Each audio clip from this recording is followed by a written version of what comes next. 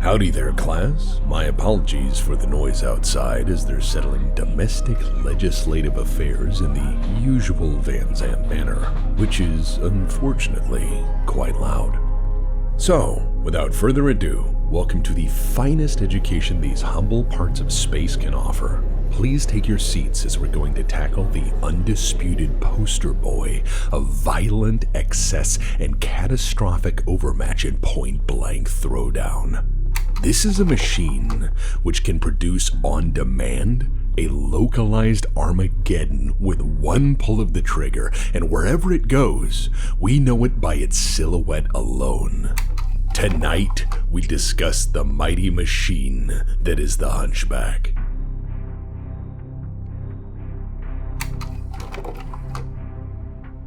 As a war machine, the Hunchback is to subtlety in a firefight, as House Steiner is to the very idea of stealth as a warfighting concept. And as such, it stands as an eternally cheerful reminder that there is always a far louder way to accomplish mission objectives. In modern battle mech operations, there are, as always, many platform options for tackling the mission profile of point-blank street fight. And then there is the safe bet, which is inevitably the Hunchback. For this exact reason, the Hunchback is still serving in its original design role as a frontline combat mech, and while frequently complemented by newer and better machines, it has yet to be replaced by any one of them. A truly timeless classic in serial production for half a millennium, the Hunchback is a statement in engineering something exactly right the first time. And while remarkable on that merit alone, the mystique, mayhem, and mythos which surrounds the mighty Hunchback is a far denser subject than you may have considered. For this machine in particular commands its own dedicated Mechwarrior doctrine cult that, again, despite all advances in technology across the centuries and other newer platforms being available, has remained rather stubbornly loyal to this humble machine above any other offerings. To examine this cult of the Hunchback, we must then discuss the subject of Hunchback orthodoxy among the pilots themselves. For this is, at its core, a story of very big guns versus other, and I perhaps hazard, bolder ideas. To begin with the Hunchback's place in history, and to give our story this evening some proper context, we must start with a series of errors that made the Hunchback not only possible, but suddenly absolutely necessary.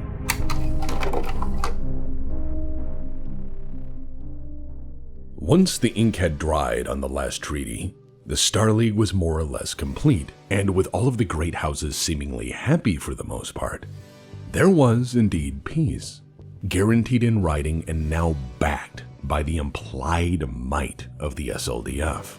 Fully intent on working for the benefit of all citizens, the Star League promised a bright future for all under their umbrella, whether they liked it or not. Yet, far and wide, there were celebrations. There was trade. There was prosperity. And there was all of this land out here with perhaps no real government of consequence to stop everyone from, just having it. So, there was the periphery issue. The entire political issue of the periphery and its relations to the inner sphere is a much girthier subject than appropriate for this juncture. However, to be brief, I can say with some notional bias that most people who went that far out into the unknown, that is to say that deliberately far away from everyone else, likely wanted nothing to do with the rest of human civilization. Indeed, putting your ships on the horizon for as long as they will go into the unknown takes a certain kind of spirit. One that is very stubborn at its core, and in most cases, absolutely defiant to a fault. Accordingly, most of the periphery was, for the longest time, quite keen to leave the inner sphere mostly alone, fully dedicated to their own survival, if not attempting to build their own civilizations in the process. The Inner Sphere, on the other hand, saw the periphery as either a lawless frontier chock full of pirate enclaves, mercenary freeports, or other hazardous microstates to worry about. Or worse, some free real estate some other great house might decide to take for themselves, and thus, in that case, erode some of that delicate balance the Star League was so very hopeful to maintain. But things aren't so simple in the world of military affairs, and as such, there are further layers to this. The potentially far greater issue at hand concerned the SLDF itself. The militaries of the Inner Sphere had been idle for so very long that it was just now starting to show. The general staff of the SLDF and House militaries were mostly notional generals at that point, having fought more war games and police actions than any measure of actual broad-scale peer or near-peer conflict. Significant campaigns to hone or test their skills were few, very far between, and mostly quiet brush wars the Star League was keen to erase, not learn from. The SLDF itself was a compromise of where to put all of that military hardware once the interstate war issue had been sorted.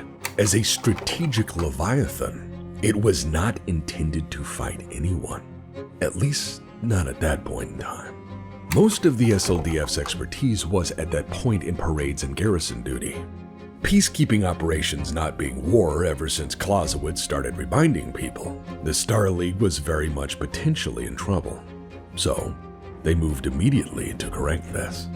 In 2571, the Star League member states began circulating propaganda, which fell into two broad categories. This first initial propaganda was essentially Star League good, as the Star League had surely made all the great houses and thus all the great states of the Inner Sphere such good friends. There was thus a moral imperative to bring such friendship of extraordinary magnitude to the periphery. The Star League in this propaganda was a shepherd for a wayward flock, hoping to coax their lost kin back into the fold, to civilize them yet again for their own sakes, and to protect them from the unknowns surely lurking in the deeper beyond. Yet, surely as the SLDF intended to fight for freedom, the periphery wasn't buying it. So naturally, people started to notice when the Star League suddenly declared it was here to save the universe. And regardless of how the SLDF framed itself, most of the periphery had no such interest in any such concepts, as they had their own governments and culture, and most of them did not see the wisdom in joining a larger conglomeration of states. If they had, they likely would have approached the Star League openly and petitioned to join. But this implies the Star League viewed them as peer states, which they did not. Thus, they treated them as non-peer entities, frequently seeking unequal partnerships or treaties that favored the Star League at the expense of the periphery. This arrogance and exercising unilateral strategic power would have dire consequences, as presuming the weakness of enemies you've never fought is, well, very bold in the historical sense. So when the periphery repeatedly expressed the equivalent of no deal, new propaganda began to circulate. This propaganda was less than flattering, and was certainly engineered to stoke the righteous superiority of the Star League in its self-appointed position of prime human civilization and representation of all that was supposedly virtuous and decent in the known universe. In this less than sincere version of the Star League's propaganda, the citizens of the periphery were painted as being uneducated and largely pirates or criminals, and perhaps worst of all to the good citizens of the Inner Sphere, actively harboring predatory design toward their way of life. To be perfectly fair, depending on the world in question, of which there are actually quite many in the periphery, some but rarely all of those assertions were true at the same time. In this propaganda, the people of the periphery were seen as envious souls who had foolishly left their betters behind, only now to cast hungry eyes upon their vastly successful cousins in deep want or envious desire. In short, our relative poverty was offensive, and thus our moral alignment was in need of fixing vis-a-vis the newly elected state apparatus for such strategic stick-poking, the SLDF. But again, such lies come at a cost, and watered-down truth in the threat vectors or risk analysis department has again historically never gone well. This propaganda overlooked the fact that the periphery had heavy industry and major population centers. This propaganda overlooked the fact that the periphery had working shipyards, which were producing working warships. This propaganda overlooked the periphery's many notable worlds, offering a variety of products and unique services. Thus, this propaganda was mostly a focused lens, with extensive blinders to force a narrow view of distant people, and intended for the average citizen of the inner sphere. It was framed most to accentuate and worsen already held or persistent fears about the unknowns lurking beyond their borders. And while public opinion slowly changed about the periphery, as citizens were informed by the state on how to feel about their distant, unmet, and most assuredly uncivilized cousins, the periphery watched and waited. They had indeed noticed the changing tone, and naturally didn't expect things would get any better. And in fact, they did not. In 2572, the Star League decided to make its play. Directive 21 is issued by the Star League High Council, a political body which in no way held official power over the periphery, forced the Outworlds Alliance to accept the Star League Defense Force's temporarily indefinite presence as garrison. Additionally, there were to be Draconis Combine house troops to bolster this intended garrison action. Directive 21 suggested this was done ostensibly as a security measure to curb pirate activity on Star League border worlds. However, this is the same equivalent of waking up to find your neighbor and his friends building an armed observation post in your front yard as they are concerned about the ant farm you may or may not possess. And, regardless of how propaganda framed this, it was an invasion one way or another. The Star League had invented a reason to put troops in a foreign power sphere of influence and with truly massive advantages in power projection in their favor. It seemed to work. However, the periphery has a way of becoming the graveyard of ambition. Sooner or later, things tend to get interesting out here. On the world of Santiago, a Mechwarrior in the 17th Galadon Regulars, a DCMS provincial unit seconded to garrison duty in support of the non-invasion, retaliated against snowball-throwing children who'd been giving him shit for standing around in a locust while trying to look tough at the same time. After deciding to retaliate for honor's sake and then severely burning a child to accomplish this, the Locust pilot found out just how fast things can escalate in the periphery. The crowd turned immediately, quickly improvising more than snowballs to throw at the mech. The Locust tripped trying to get away from them. He fell. The crowd rushed the mech, likely intent on finishing what the Locust had started. And in a fear, in a blind panic, the Mechwarrior fired every weapon he could reach. 27 people died. 30 were hospitalized. And regardless of the Star League's propaganda and the SLDF suppression efforts, it would be known as the Santiago Massacre. And that is about what it takes to light a fuse in the periphery. And unfortunately for the Inner Sphere, despite all of their efforts, the news quickly spread. Soon the previously peaceful Outworlds Alliance began to suffer riots under Star League control, and the SLDF garrisons found out how very quickly, firsthand, how unprepared they were. This was 58 years before the first HPG transmission, so the SLDF could have contained this single incident with their forces, navy, and numbers if they had indeed been wholly competent as a strategic force. However, in the interest of fairness, asymmetry is the strategic way of life out here, and as such, The Periphery has many a secret weapon. There was no FTL communication to securely carry the message of this attack, so the Periphery relied on reckless pilots, burning as hard as they could, past the SLDF forces and toward every free port they could manage. Within one short week, despite the challenge of hand-carried dispatches flown as quickly as reckless piloting allowed, the story had spread to the other Periphery realms. And having already been on heightened alert, such news was not taken lightly. The message was clear. The SLDF was not here to be friends. Regardless of what the Star League said to its own citizens, things began to steadily degrade, and there was no hiding that tensions were boiling over. It seemed there was the potential for a real shooting war involving the biggest military yet built. And naturally, the Periphery began to react. The Magistracy of Canopus swiftly withdrew from border talks with the Free Worlds League, fully anticipating that Merrick wasn't just interested in the casino and hospitality business. Then there was the Taurian response, as they'd never trusted anyone other than, well, themselves. Accordingly, the Taurian defense forces were granted vastly increased procurement budgets, and rapidly thereafter began to prepare for the pains of a mobilized wartime economy.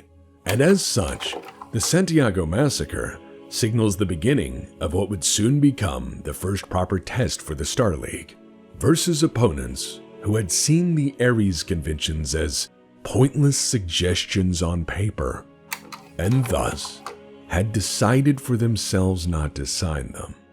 And so it seemed that an army with rules would fight one who fundamentally disagreed that war had them.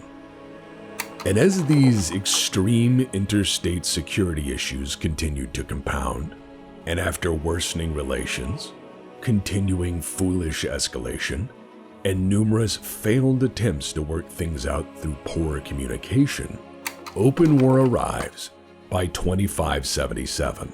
And while we have comfortably established that things just like the Baron made up substantial parts of SLDF military procurement up to that point, unnoticed, unchecked, untested, and most fatally unchallenged until desperately needed, becoming in time their own watchwords for the sins of military procurement, the mech stables of the Inner Sphere were, at that very same time, similarly full of untested war machines and battle mechs, every which promising to be the latest and greatest, and yet, quite possibly not.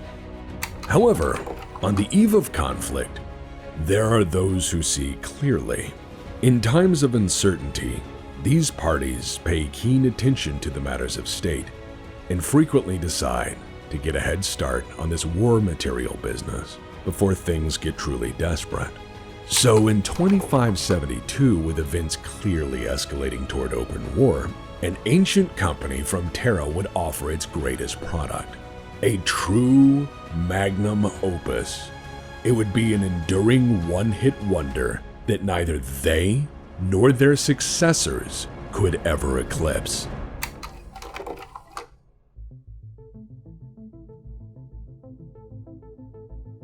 By 2572, it was clear to some that dark shadows were now in the doorframe, and the Inner Sphere badly needed to properly arm itself for its first actual war against something altogether different and, apparently, unafraid.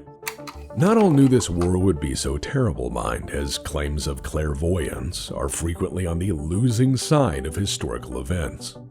However, many corporations paid very close attention to the headlines, and while some companies did jump at the soonest hint of a problem to suggest an impractical, if somehow adequate solution at unfortunate cost and compromise, some companies did not.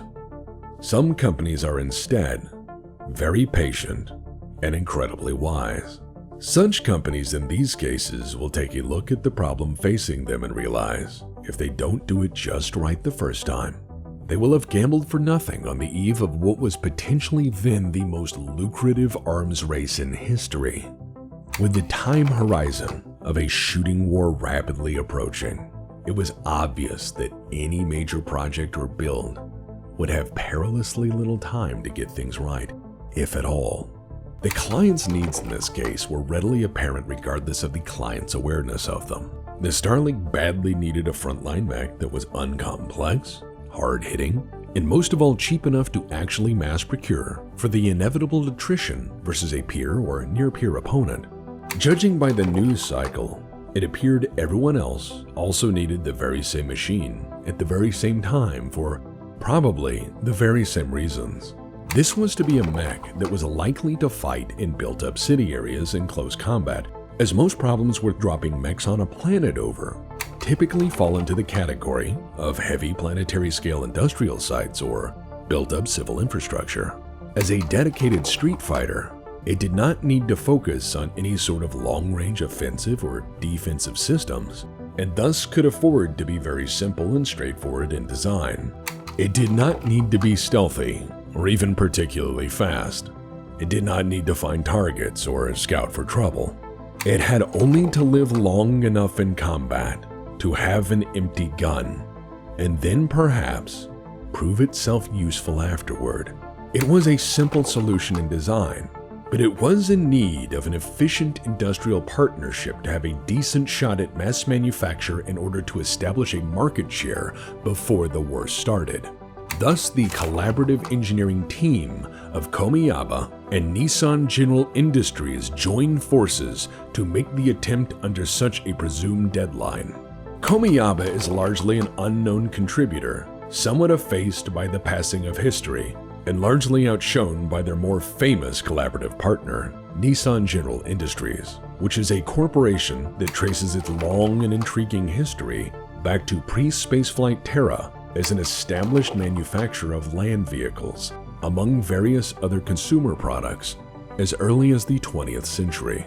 Their collaborative engineering solution for the intended mission design is, again, simplicity itself, focusing on reliably delivering the payload to the target.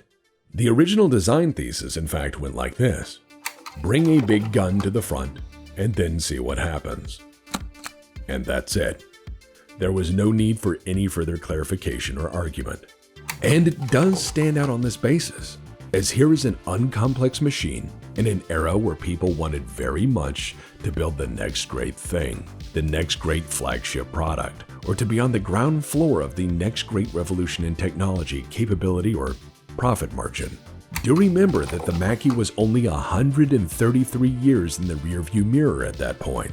In that time, mechs had rapidly evolved in every possible way to fill every battlefield role as best their designers could fathom. And when everyone was spending oceans of money to chase always better in pursuit of perfect or waiting to jump on the next great leap in technology, this was to be a humble foot soldier, a simple street fighter, diligently serving on the front as required, and nothing much else. It was not a mech for a pillar or a spotlight, but to be bought by the dozen as attritionable assets.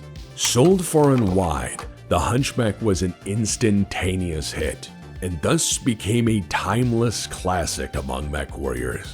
It was at that time the beefiest offering of medium mechs with enough firepower to absolutely pummel a great many things.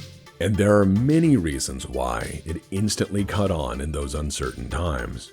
It had 10 tons of armor, as much armor as the Warhammer, which is a much heavier, if older design. That's only 1.5 tons less armor than the damn Marauder, the SLDF's later poster boy, which the Hunchback predates by 4 decades. It packs that much armor, plus the biggest pop gun we have, into a 50-ton medium mech. And so built, the Hunchback was thus heavy enough to survive a beating, and unless you tried charging in the open, you could likely take an AC-20 all the way to the front and then use it until the magazine was empty or, well, the cockpit was. and as such, it is a near-perfect product for CQB operations for that era, using the best robust tools available at that time, and is still enduringly competitive as a medium mech 5 centuries into its production run. Frequently, the only lasting competitor to a Hunchback is indeed another, slightly different Hunchback variant. It is interesting to note that, in 2612, as a strategic move in furthering the consolidation of industrial interests, Nissan was enticed to move to the Draconis Combine. This was done in exchange for 200 years of tax breaks and automatic, no-hassle research and development grants. Nissan did this in exchange for 75% of their total industrial production output. Perhaps you are not understanding the gravity of that statement, so let me phrase it like this. The Hunchback was such a big deal when it came out that it was not just a mere weapon system of high quality and good value. The Hunchback cast such an enormous shadow when it was introduced that it was by design and great effort even 30 years after its production run had started, directly incorporated as part of Kurita's overall industrial defense strategy. So keep in mind, in this early era of mechs, the Hunchback was, for a time, a House Kurita flagship export product. This is interesting as it marks an early attempt at House Kurita to directly bolster their domestic mech industries and provided a model for future industrial partnerships, which would cause difficulties for them down the road. However, with significant resources and backing from Kurita, the conglomerate soon positioned itself as the primary fusion engine supplier to the entire DCMS, adding significant markup to all exports, contented to exist as a quiet industrial power within the Combine, harvesting money essentially forever through licensing deals and a theoretically endless R&D budget. Favoring profitability over proliferation concerns, House Kurita ensured the Hunchback was one of the greatest defense export products of all time. That is until the original factory was destroyed, but there was a lot of that during the Succession Wars. However, due to the pervasive proliferation of the Hunchback's production design, numerous licensed satellite facilities, and many external industrial cooperatives, and thus massive secondary market support, the destruction of the original production line had no lasting effect on the overall availability of the Hunchback. And unlike Wells-Tech, Nissan had already diversified itself into numerous other industries, so they largely didn't notice either. To discuss the machine itself in detail, we have to try to examine the minds of those most devoted to this simple walking gun platform. We must examine the die-hard Hunchback pilot who will choose to pilot their machine above any other choice in any circumstances permitted. It is they who have ensured this machine is, among their devoted number, the greatest of the Inner Sphere Street Fighters. So to do this justice, we must now break down the very strange subject of Hunchback orthodoxy.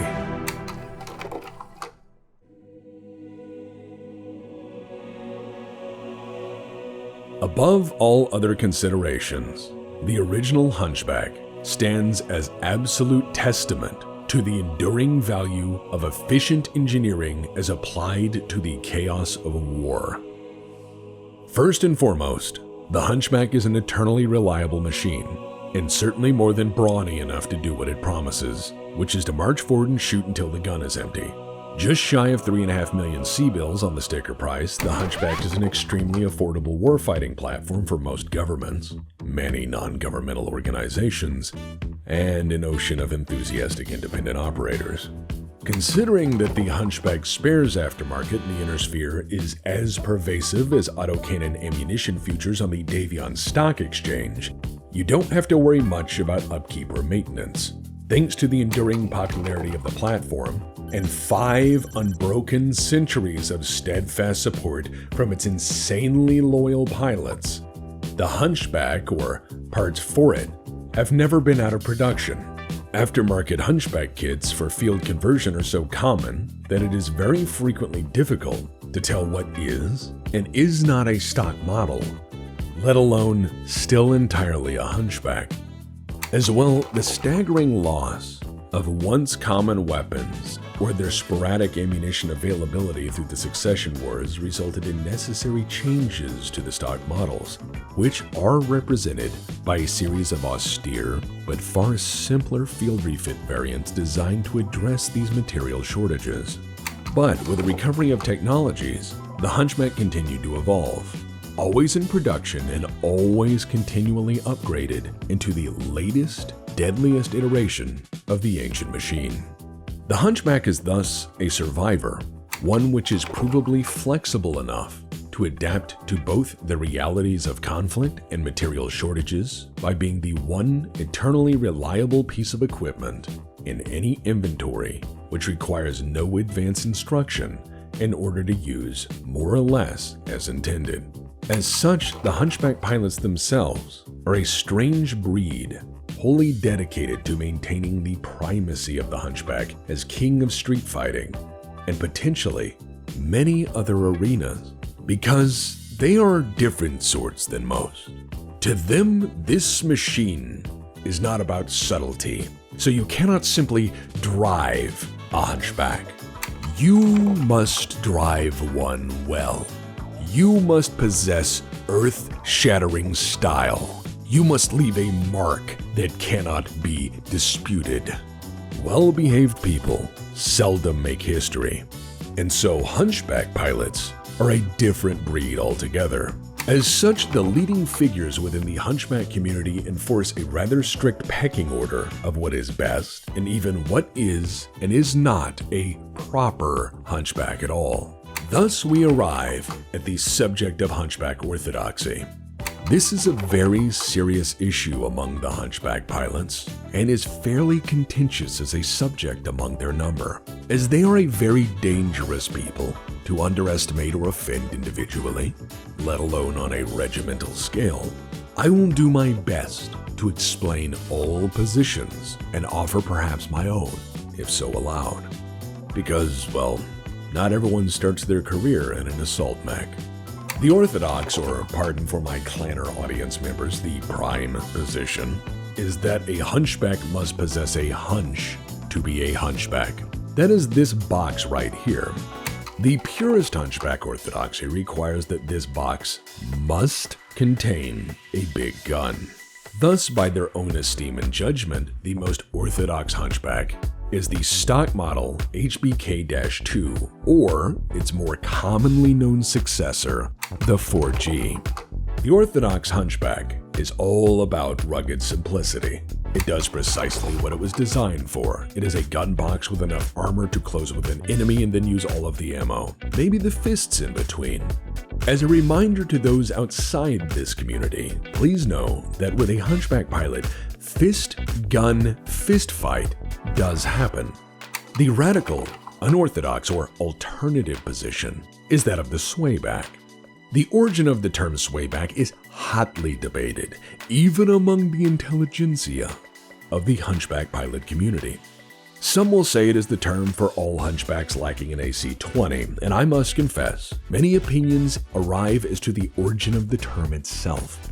My research contemporaries and I believe it refers to the suggestion of lordosis of the spine, or an inward curve of the back, the opposite of kyphosis, an outward curvature of the spine, or hunchback in layman's terms.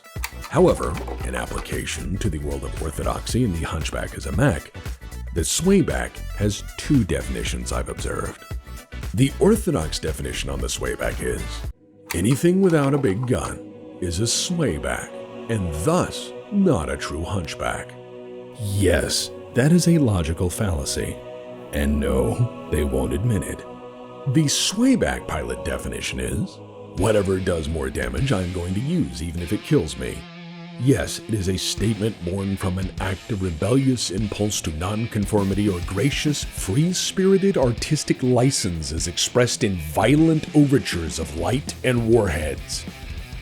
No, they won't admit to that either. If this argument between prime modus of dispatching enemies is most tiresome, worry not, as that means you're probably not a Hunchback pilot and none of this madness will make any appreciable sense anyhow. For those of you drawing lines in the sand, however, Welcome to your tribe. The lines between them can blur even to a veteran of the machine, as each model will undoubtedly have its own unique field refit sub-variant created by an insane Hunchback pilot trying, once again, to jam ammunition into the feet, or seeing how fast they can make it go before it falls apart. Accordingly, the pilots of this machine, past and present, are their own conundrum, eager to modify and redefine what is best out of what materials are most immediately present, and then to cheerfully test their thesis in live fire conditions. Like a battlefield magpie weaving a nest from dead cord and shrapnel, a Hunchback pilot will make a monumental construct of errors until it explodes or impresses the rest of us, if only briefly. My suggestion is this: it is they, the Hunchback pilots themselves in the end, that shaped the machine more than conflict, as they were always seemingly able to turn the Hunchback into yet another terrifying concept of walking crate filter, many times again patched or reassembled out of battlefield salvage. After all, to a Hunchback pilot, glory does not wait for spare parts. So I feel the question quickly becomes not what is or is not a proper Hunchback, but which of these machines should you rightly fear the most? Which of these machines is the one which will render you into the past tense with the sudden impact of apocalyptic firepower? I warn you, not all Hunchbacks are equal, and some are, well, unique. Oh, and don't worry about the clanner versions. We'll get to them later, for they are equally part of this story. We begin with the original poster child of CQB Overmatch, the largely unknown Starleague era HBK-2. Very little is known in detail about this initial machine, but this is what the state most needed and bought by the dropship. And as records suggest, so did everyone else. It was that good, and was faithfully reliable as a war machine in an era that seldom produced reasonable products, let alone during the initial production run. And while an early model, this is the prime incarnation of the Hunchback in all of the ways that truly matter. It has a big gun. It has armor. It is not that fast. It was, and still is, on all levels, more than adequate. While many details of the original production run of the Hunchback have since been lost to history, this is indisputably the genesis of all that followed. The HBK-2 directly influenced its successor, the more common, mass-produced, and widely known HBK-4G. The Hunchback 4G is the classic we all know so well, and is what we most associate with the base model Hunchback, as it makes up the current Hunchback market by volume, and is the most licensed and thus widely produced variant of the venerable machine. While it was not the first model, it is likely a refinement over it in every possible way, save for the price point. It is, however, where we shall begin to establish the orthodoxy of the Hunchback for consideration of this study. The 4G is built around the same weapon system as its progenitor, the giant gun contained in the boom box up here on the shoulder, or, pardon, hunch. More traditional or orthodox Hunchbacks typically follow the trend of the 4G, which is putting an AC-20 or roughly similar ordnance in this hardpoint for the express purposes of overkilling practically everything at brawling range. Supporting this are a pair of medium lasers, a small laser for deleting infantry, and then you have the danger mittens for whatever mech foo you can manage between everything else. As these are the tools of a Hunchback pilot. On the battlefield, they are a hammer. As such, they will frequently search the world in want of nails. It is no small admission that this is not a subtle war machine. It is very loud. It is exceptionally violent. And it is designed to to explode other things at ranges where the target likely fills the entire cockpit window. The 4G as designed frequently closes range using all of the weapons in sequence or all at once in a dazzlingly catastrophic display of violence. The historical record suggests that during the Succession Wars, pilots frequently started with fists and only then switched to the autocannon in order to save the hazard of aiming and possibly then missing with frequently precious and sometimes irreplaceable ammunition. If this were any other mech in the 50-ton range boasting such behavior, I'd chalk it up to tall tales. But this is the Hunchback. These things do happen. Using 13 heat sinks and single sizings at that, it is capable of fighting until overheating like the bulk of mechs from its era and possesses limited endurance by modest heat exchange capacity and relatively low round count for the AC-20. However, with good timing and support, a Hunchback can and will brawl its way into point blank and win against larger opponents more often than not. Though this is always easier said than done, and frequently allows the Hunchback pilot to be overconfident and bite off far more than they can chew. As such, the many attempts to master the Hunchback frequently make entries into medical journals governing adequate palliative, if not hospice care. The HBK-4H was introduced in 2819 or mid-Succession Wars era. It is seen as an austerity downgrade by many Hunchback enthusiasts, replacing the AC-20 with an AC-10 in exchange for 2 additional medium lasers in the torso with the same overall weight and distributed ammunition load. This model is sometimes used as a cheaper Hunchback for militia or local security forces, and serves as an adequate training platform for other models of the Hunchback, if not most medium mechs in general. In direct frontline service, this Hunchback is rarer than most.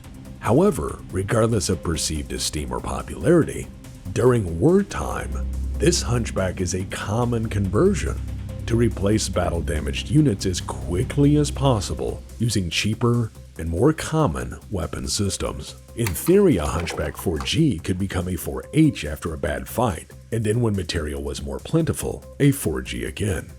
While not a true omni-mech, the generously designed engineering space within the Hunchback frequently leads to fast, if sometimes crude refits, which give the Hunchback much of its enduring character, if not most of its colorful reputation. As you could imagine, the orthodoxy of Big Gun was indeed strongly challenged during the Succession Wars, and the overall availability of ammunition, if not the AC-20 systems themselves, and thus refits quickly reconfigured war machines into variants which could still serve as destroying the entirety of a Hunchback is always easier said than done. And initially out of necessity to keep damaged and recovered Hunchbacks in the fight, the era of the swayback began. The HBK-4P is indisputably the absolute king of the swaybacks, and is one of the most radical departures from orthodoxy. Starting initially as a then necessary Succession Wars refit, this modification replaces the AC-20 with a 6-pack of medium lasers. This brings the total number of medium lasers on the 4P to 8, which is held in check by the addition of 10 heat sinks, which brings the total on that up to 23. Yes, this Hunchback still runs hot. That being said, the enterprising swayback pilot will point out that the lasers, as applied in unison upon a target in optimal range and under ideal circumstances, can do more damage than an AC-20. Further, it doesn't need ammunition to achieve this. It only requires that the pilot be bold enough to close within brawling range, which was by then an established Hunchback trend and favored tactic.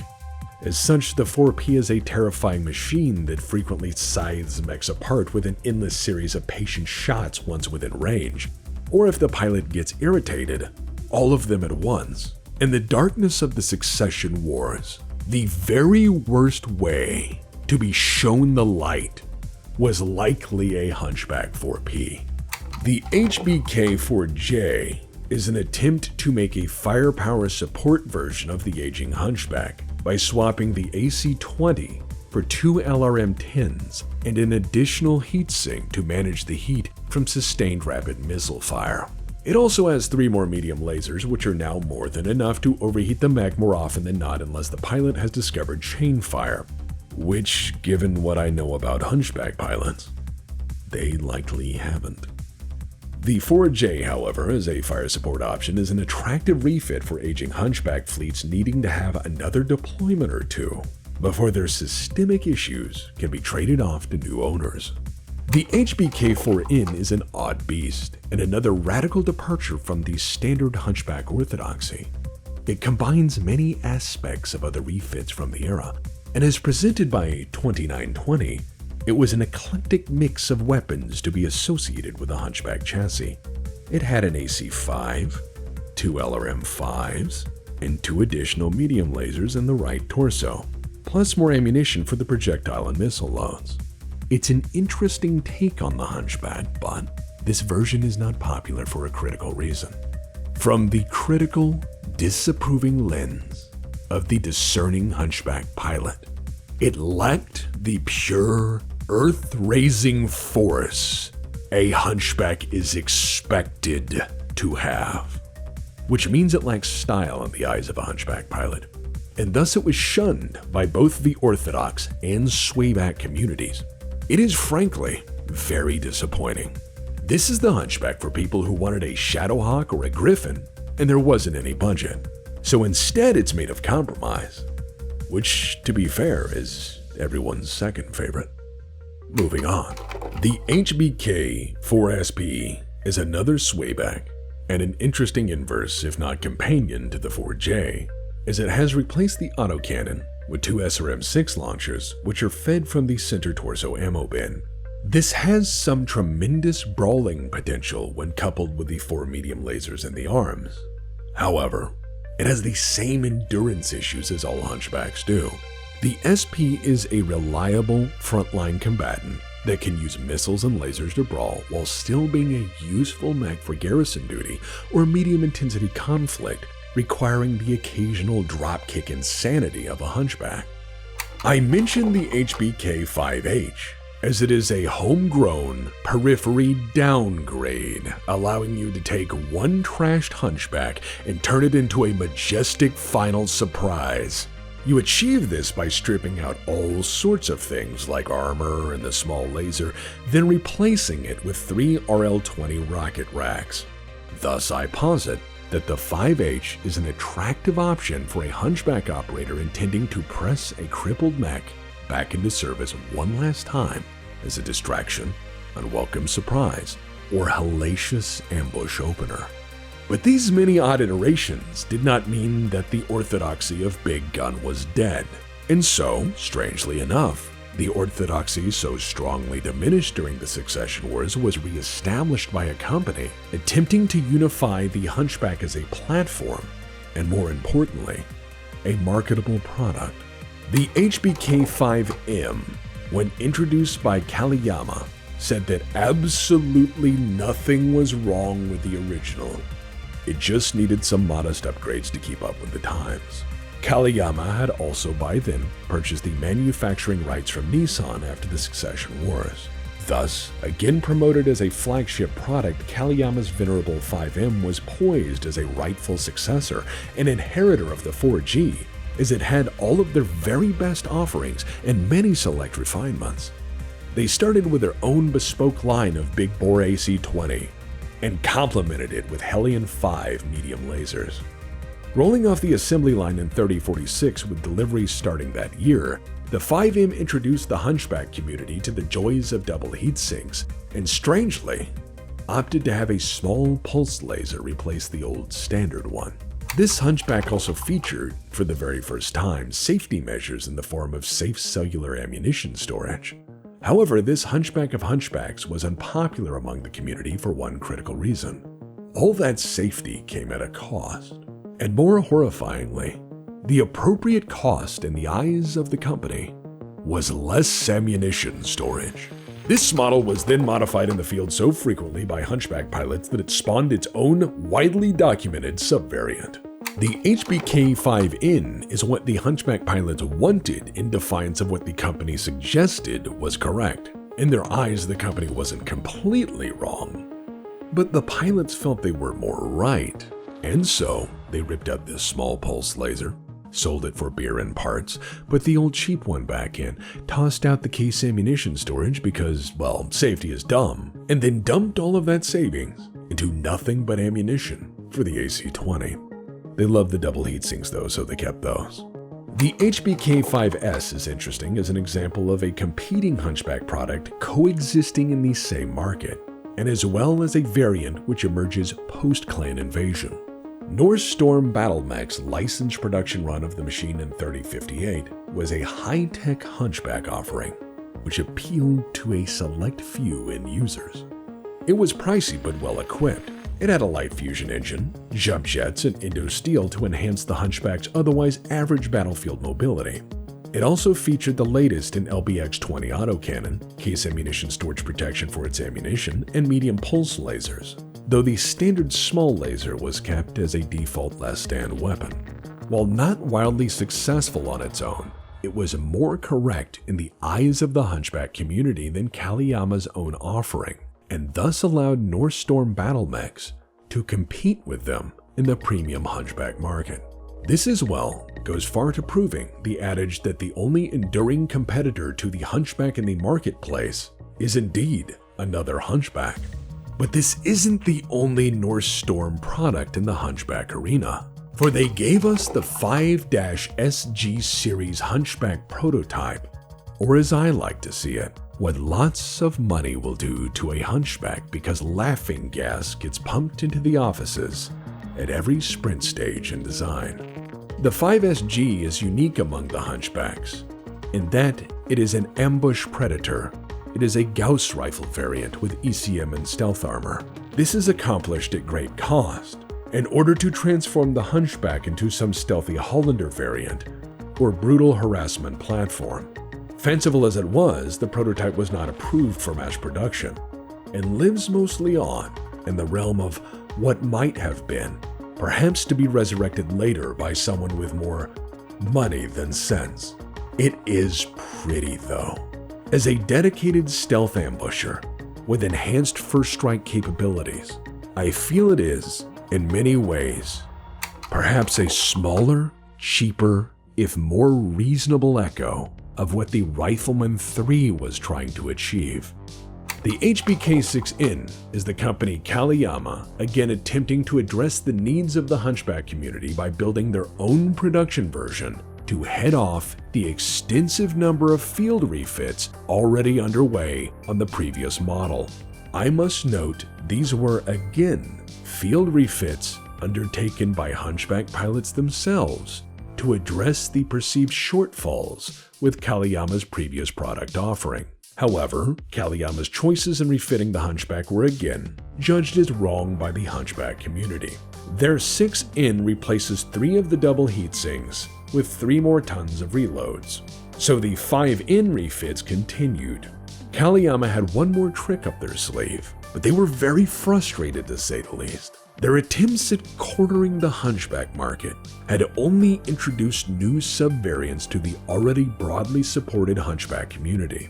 Their next move would be far more bold, and unfortunately, worthy of scorn. However, not all reinventions of the ancient machine are equal. Some are indeed stranger than others. The HBK-6S, well, it stands out from the pack.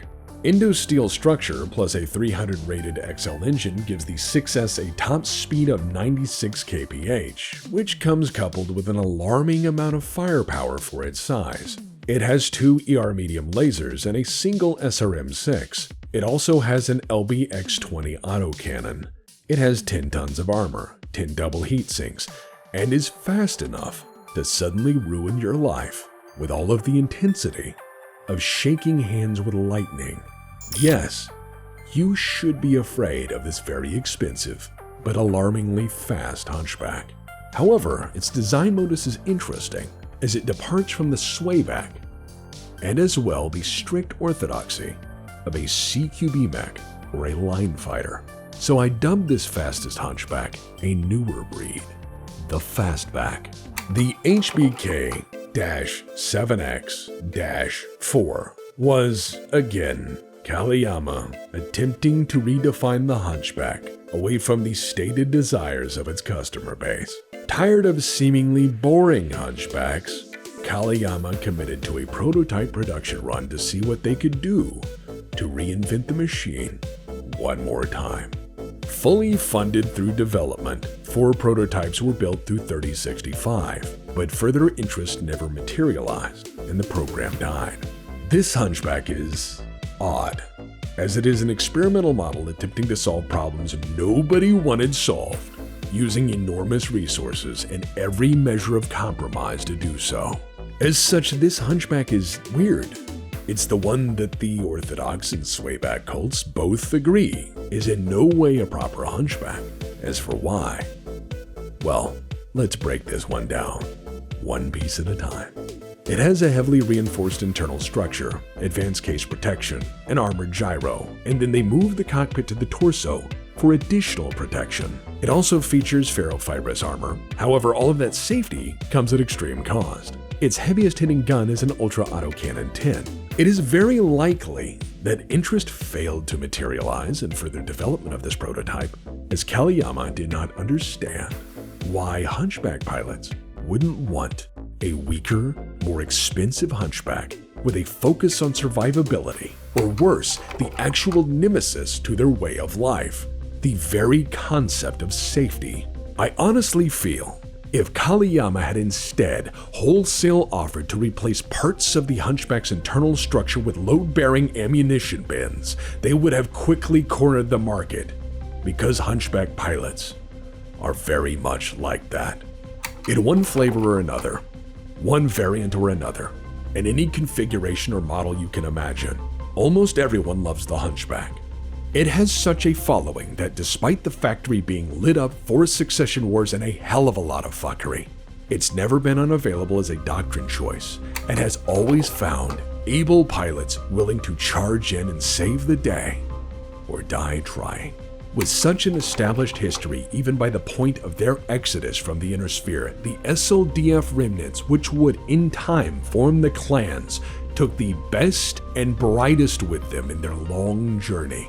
The war material, designs, and technical knowledge they secured from the Inner Sphere was considered at that time to be the apex of human achievement. And so, unknown to the Inner Sphere, the Hunchback story continued.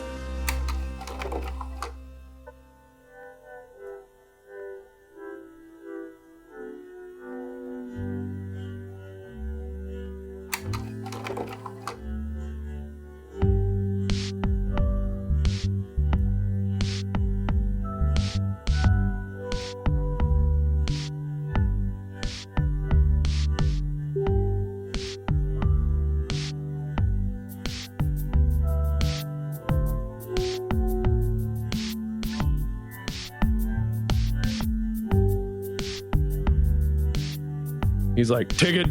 I should have you flayed for such insults. Speaking. He stares at you and he goes, ticket.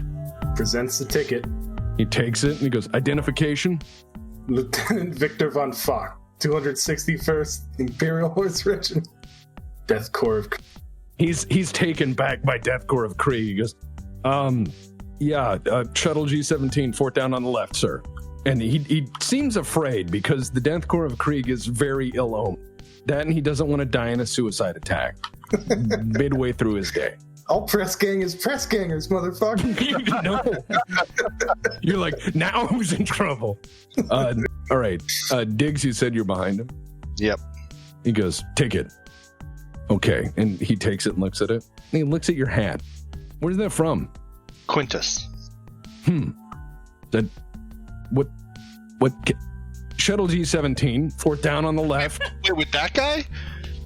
Yeah. All right. You're going to the same place. Ugh. Yeah, so he just He like shakes his head and says, man, that fucking hand. Next. Jealous. All right. I already have the ticket in both hands, and I like bow slightly, proffering it to him. He just snatches it. Like he looks down on administratum clerks. He has a real job. And he goes, Shuttle G17, fourth down on the left. Gracias. And he starts walking towards the shuttle. Yeah, he just looks at you like, whatever. And then Tarzan, you're up. What? Okay, so what does Tarzan? What does he look like? Kind of like Conan, I guess, like furs and stuff. He is from Caveman Planet. He is a barbarian. I'm imagining Yes. I imagine he looks like a mountain man trapper with like a round, like Jeremiah Johnson. He's got the coonskin cap and shit. He's got like the patchwork fur pelt shirt. That's awesome. He takes your ID and he's like, yeah, G17? That's 4 down and on the left. Do you know shuttle fly no scare? Griglak not trust Metal Skybird. Well, Griglak better get in Metal Skybird or Bill Hookman put in Cage. Engine scrub burn die. Very well. I know some of these words. Bargained and done.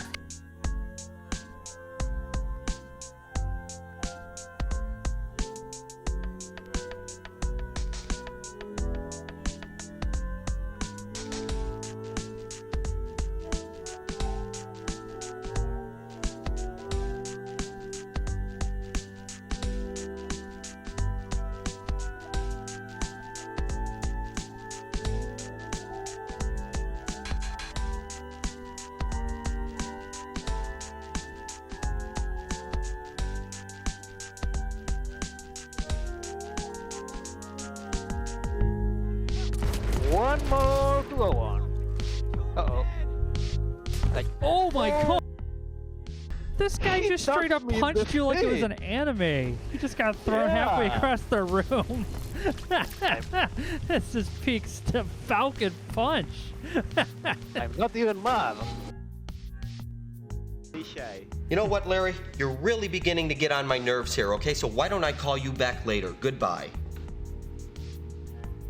Oh, that is... You always sneak up on people like that?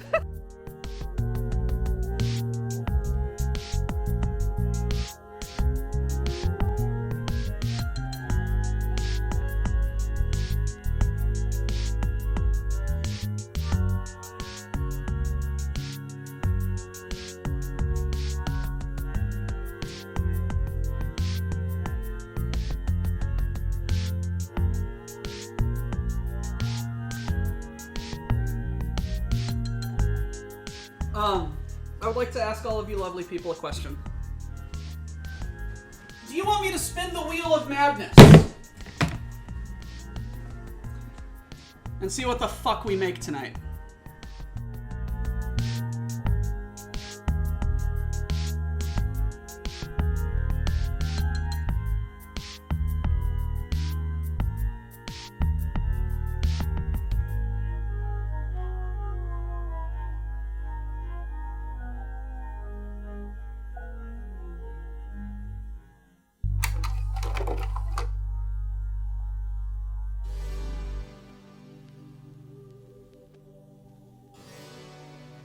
For those already jumping at the bit, no, I'm not talking about the Hunchback 2C. Not yet, at least. As Clanner engineers produce something else first. It is a machine that has largely slipped beneath history's notice, and I feel it is a missing link which proves a valuable point about the endurance of certain aspects of warfighting culture. Because, as an engineering exercise, Clanner engineers decided to reproduce a simple design, perhaps to judge whether or not they were up to the task of creating newer, better war machines after so many intervening years of hardship. And so, on the far end of space, with all of the technology known to humanity, After leaving all of the Inner Sphere behind and fighting a civil war to determine who was ultimately the best Kerensky, after settling all of that, Clan Wolf engineers dug their paws into an ocean of industrial knowledge and the collective engineering technology of humanity at its absolute apex in order to make a really nice Hunchback. Because, well, I strongly feel that the Hunchback is an eternal thought virus, a meme, a private joke spread between Mechwarriors and mech engineers as some sort of enduring statement on conflict, and that it is entirely possible that regardless of distance or time, differences in culture or industrial bases, the Hunchback will somehow, inevitably, emerge. Originally based on the Star League era HBK-2, Clan Wolf's copy is from the ground up a clan thought exercise made manifest to see what a Hunchback is if you plug it into the clan military-industrial complex. As you would expect, it is, in fact, majestic. It has a Clan XL engine and can go over 90 kph. It has twin medium pulse lasers, an ER small laser, and an ultra autocannon 20.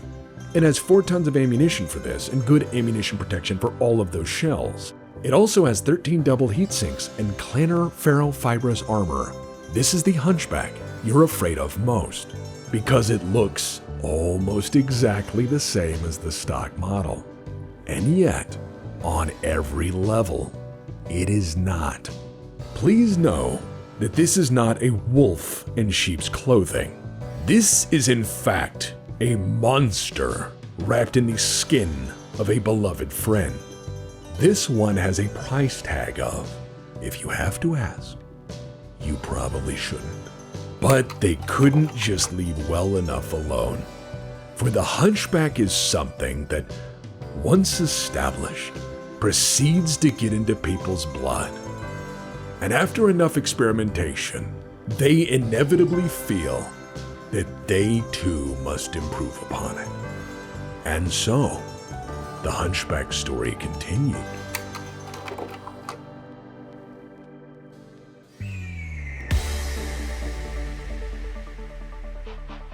There's evolution, and then there's clanner evolution. Being the borrowers they are, the clans took what they wanted from their SLDF roots and then played with it until it made them somehow happy with nostalgia.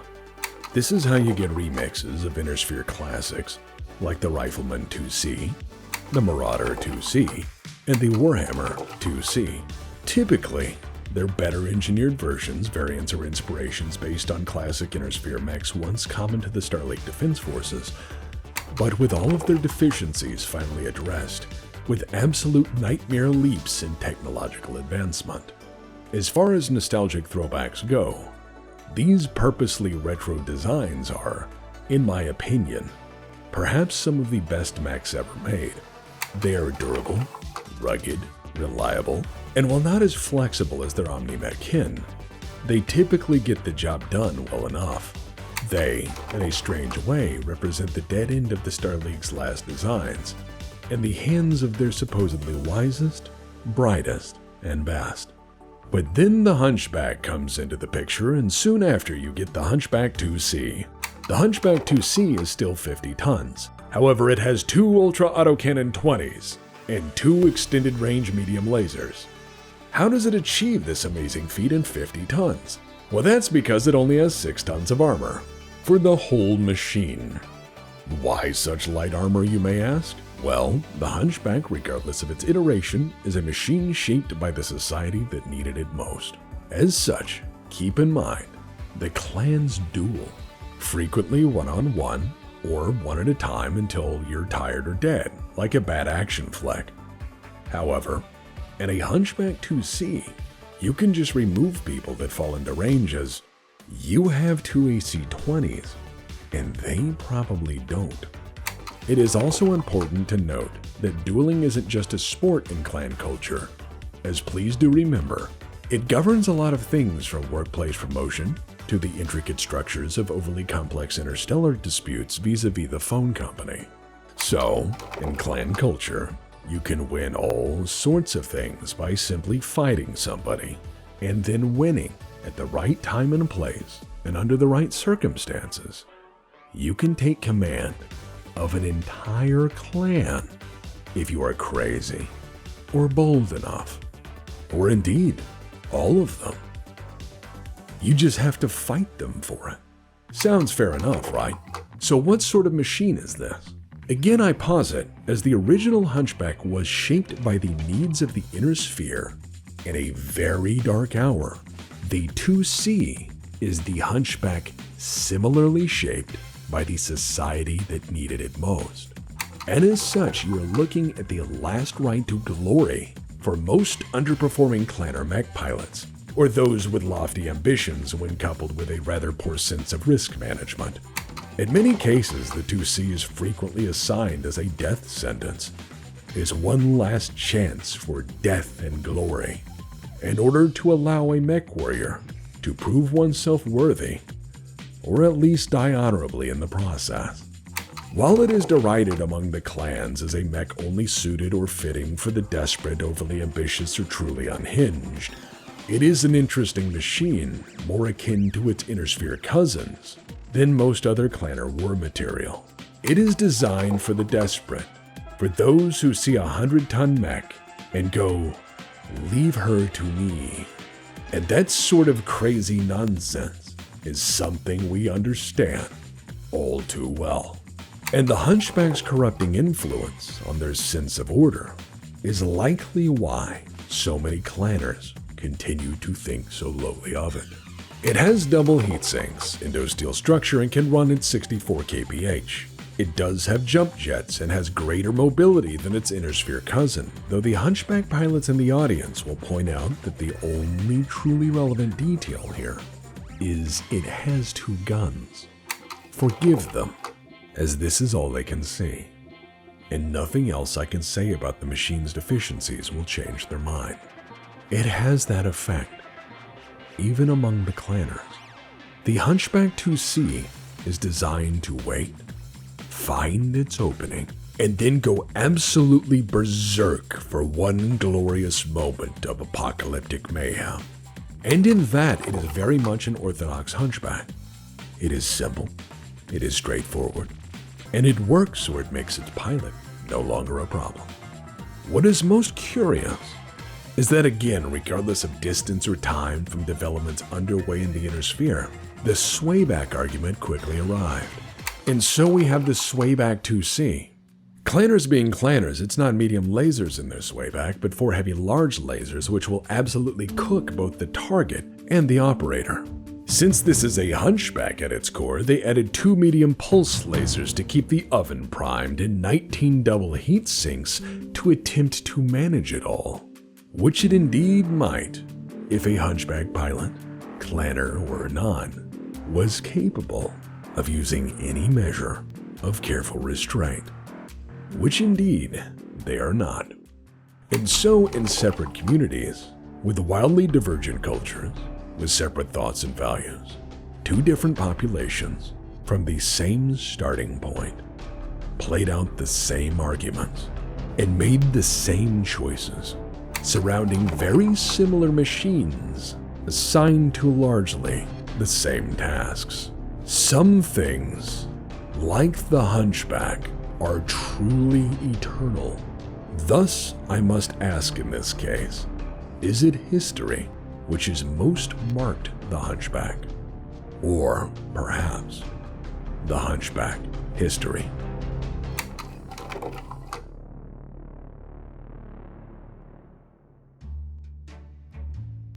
As for the average Hunchback pilot, well, they're sometimes very interesting people in history. Sandy Porter piloted a Hunchback named 5 Chances, which was equipped with a prototype Gauss rifle during the War of 3039 to, well, mixed results. On Alligator 4, the awkward Draconis pilot forced the Screaming Eagle's mercenary company to surrender after somewhat terrifying them with the new weapon system.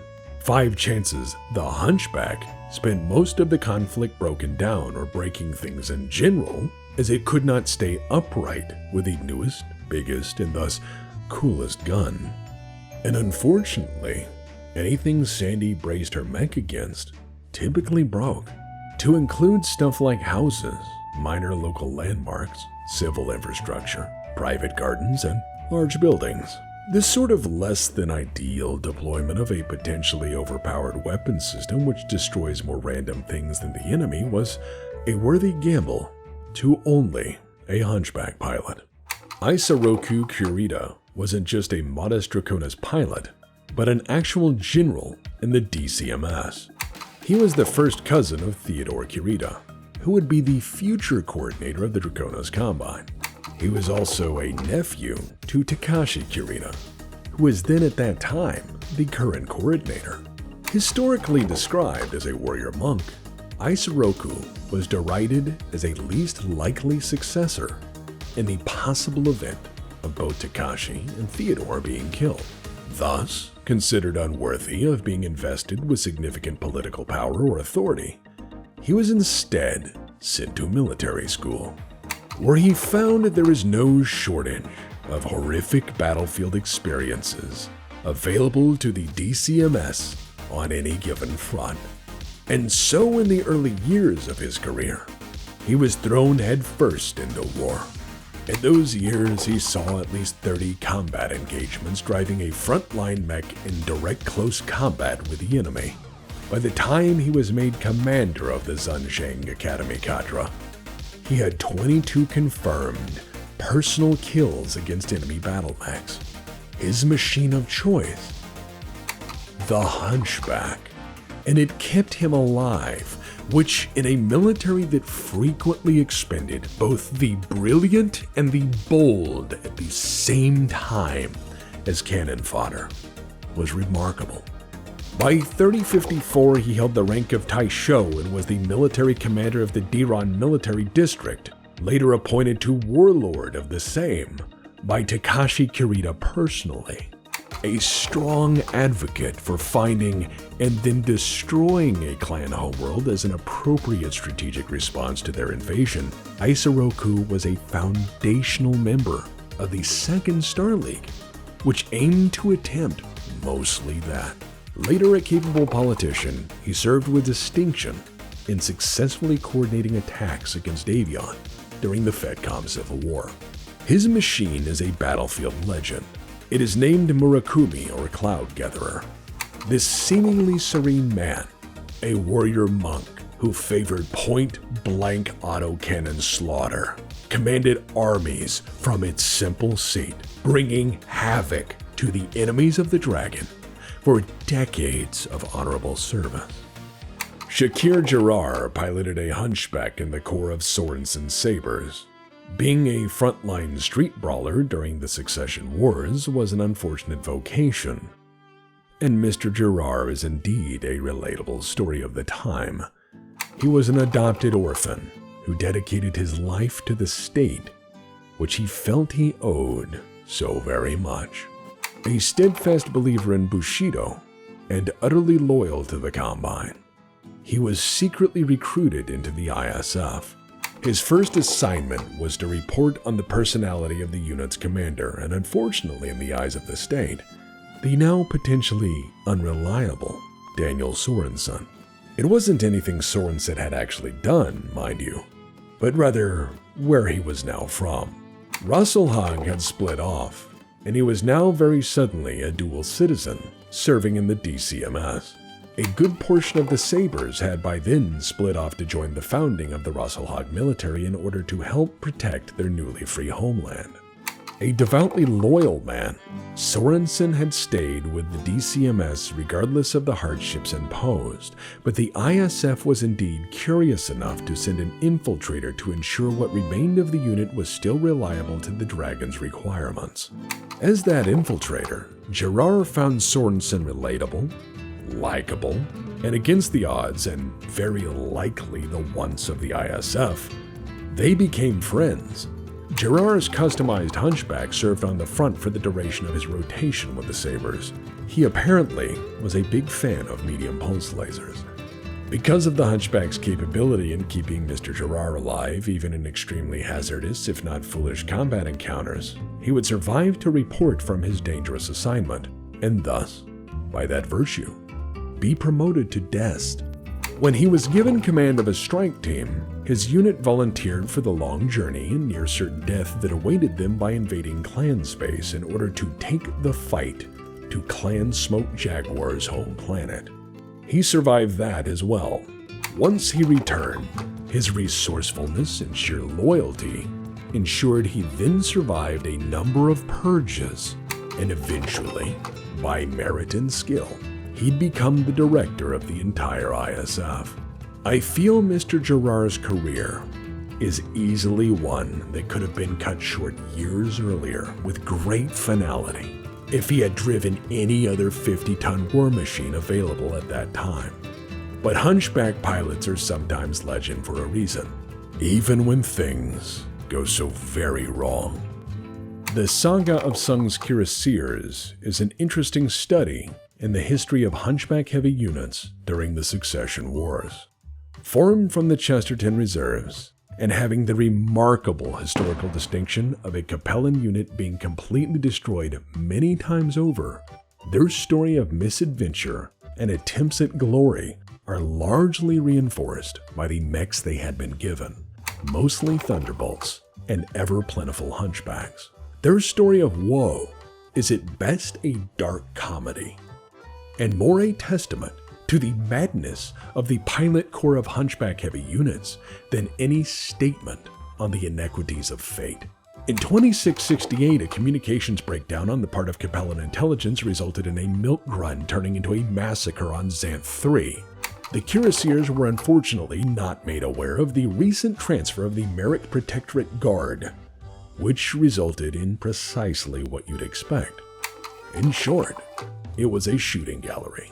The cuirassiers had their drop zones quickly overrun by many angry Merrick pilots driving an ocean of crusaders and battlemasters into prime murder range and then parking it there until the cuirassiers broke. At the end of the day, only 2 companies of the 3 regiments survived. It was in the history of the unit a very bad time, and it would not be the last. The cuirassiers were then reformed, re-equipped, and pressed back into action. Their luck held for a time, but in 2915, the cuirassiers picked a fight against House Davion by attempting to raid Bristol. The cuirassiers overshot their drop zones and then attempted to rally a response while fighting a local Davion militia, who was by then fairly well organized versus the very sloppy attack. And so the cuirassiers were effectively destroyed again. The third time was the charm, as the cuirassiers were again reformed, reforged, and with new mechs put back into the strategic deck. They managed to prove themselves worthy by taking Messer Tim from Davion in 2978, but unfortunately, perennially unlucky, they inevitably bit off more than they could chew. During a raid on Ingersoll in 2999, their skies darkened under a cloud of Merrick aerospace fighters, and yet again, remnants of the cuirassiers barely escaped from the battlefield, with most of their forces demolished in the Blitz. Always seemingly destroyed, and somehow never quite defeated, Sung's cuirassiers fairly sums up the line fighting typical of Hunchback-equipped units in that, despite all of its cursed, disastrous failures, poor leadership, exceptionally bad intel, and the unlucky fate of frequently being at the wrong place at the wrong time with the wrong equipment, the cuirassiers have maintained one of the lowest transfer rates in any of the Capellan armed forces across its entire history.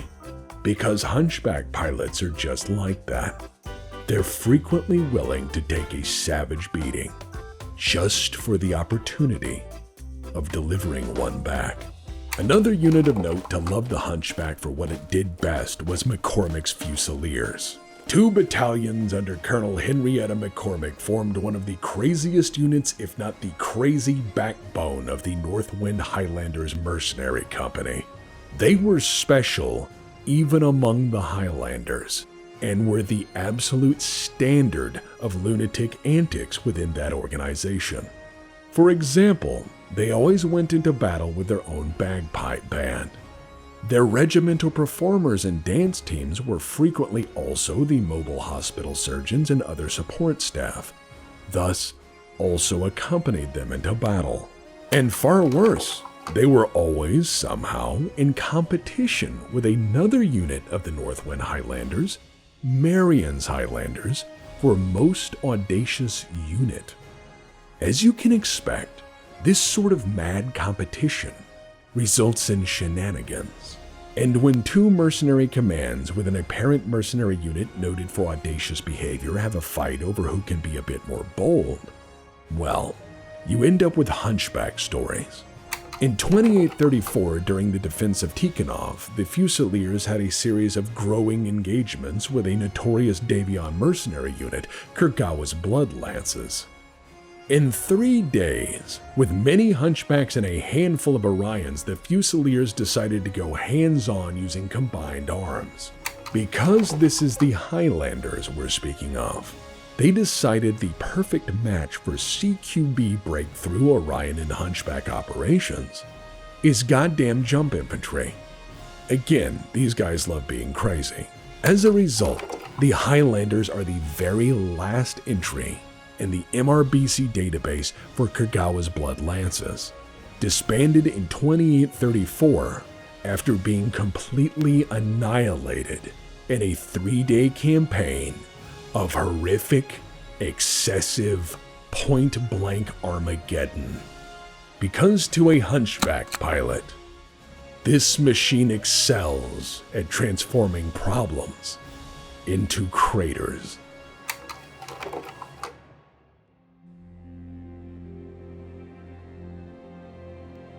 The Hunchback is a guaranteed turnkey localized Armageddon solution which puts warheads on foreheads and flattens everything in between. And further still, it is potentially unkillable because as old and damaged models are slowly downgraded through campaign attrition and salvage operations, they are frequently Frankenstein back together and sent forward immediately thereafter again to see what works and what explodes with zero loss of enthusiasm.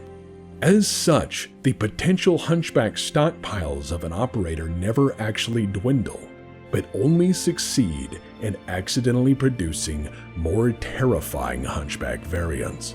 As such, the Hunchback is not an instrument designed for ideal or sophisticated war, but rather the grim realities of here and now. It has no multi-mission capabilities unless modified extensively for that purpose at extreme cost. It was not conceived as future-proof, nor was it shackled by the lessons of the past. It is, instead, an eternally simple machine with singular purpose. As such, the Hunchback is a plow. It will destroy most things in front of it at a speed it determines, and when it stalls out or dies, another will take its place and continue what Lance leaders started. The Hunchback is a bright and shining star in the mech world for a reason, because it is actually clear of purpose.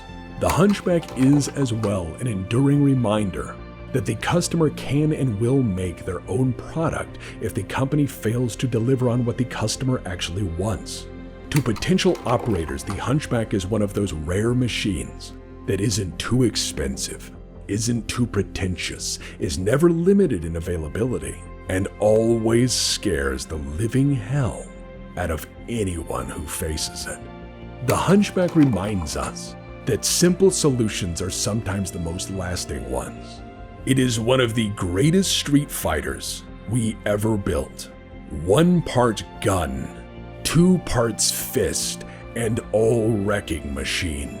When the Star League was in its earliest days, the Hunchback was born. When the Star League fell, the Hunchback was battle-tested. When the Succession Wars ended, the Hunchback was a legend. And when the clans invaded, it was ready. It is a machine that is known and feared by its silhouette alone.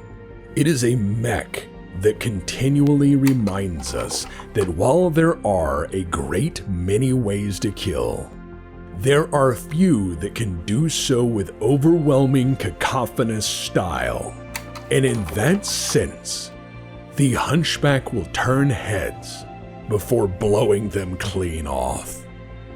The Hunchback is, without a doubt, absolute proof that some things cannot be replaced, only very carefully improved upon.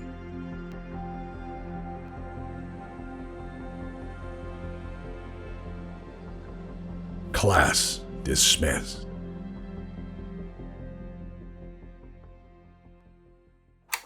At this juncture, I want to thank all of the talented artists, painters, and pixel abusers who'd allowed us to present their tremendous efforts in order to make this project at all possible. I ask any and all members of the audience to support their work if it is suitable to your interests or personal projects, or at least to join me in appreciation for their sincere efforts at making this lecture series what it is. While our universe is far from perfect, it's certainly made easier through good friends and fine company. So again, a round of applause for all of our contributions to our most humble presentation.